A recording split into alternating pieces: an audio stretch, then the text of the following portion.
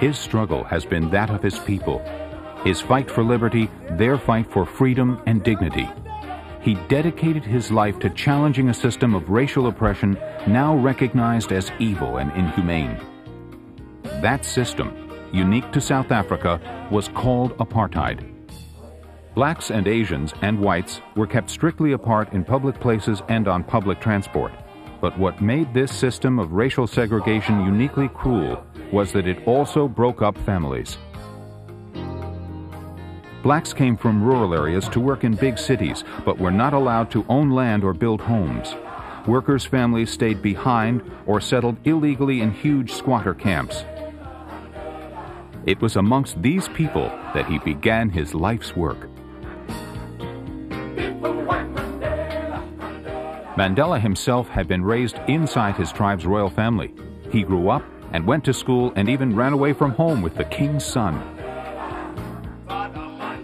After college, he set up Africa's first black law practice with his lifelong friend Oliver Tambo. Immediately, he fell foul of the white regime as he championed the cases of blacks dispossessed or denied justice. Inevitably, he and his colleagues joined the African National Congress to campaign for political change. From the beginning of his long political career, Mandela grew in stature for a people desperate for a savior. But his instinct for progress through dialogue was rejected by the white regime.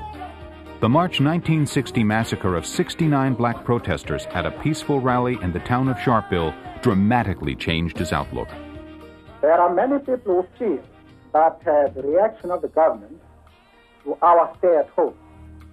In an interview with British TV given whilst he was on the run, he declared that the ANC would now meet force with force. A show of force throughout the country. The decision to embrace direct action against the government landed him in jail serving a life sentence. He was to spend more than 10,000 days in captivity, almost 27 years. Most of his jail term was spent under savage conditions on Robben Island, a former leper colony where hundreds of other political prisoners were kept. He and his close friends were forced to do hard labor and live on a poor diet. It was a sentence that authorities plainly hoped he would not survive. But instead of fading away, Mandela grew in stature as he became known throughout the world as a symbol of the struggle against apartheid. In 1982, he was transferred to a more humane jail on the mainland.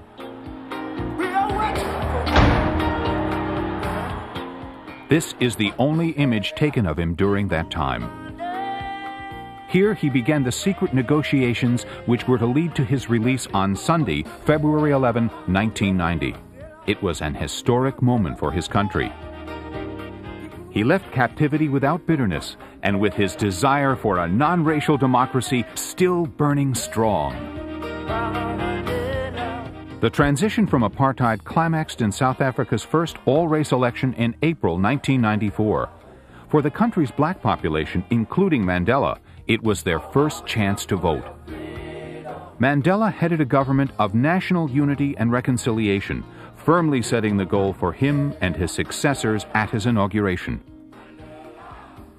Never, never, and never again shall it be that this beautiful land will again experience the oppression of one by another and suffer the indignity of being the skunk of the world. The sun shall never set on so glorious a human achievement. Let freedom reign. God bless Africa. I thank you.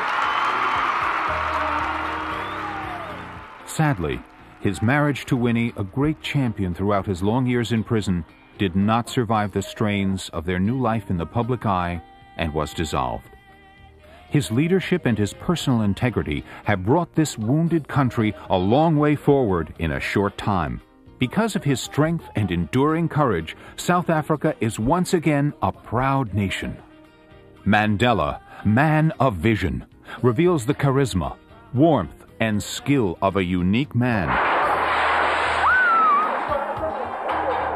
The producers have included newly discovered and never-before-seen footage of the deadly struggle for liberation in South Africa and the central role played by Nelson Mandela, the father of his nation.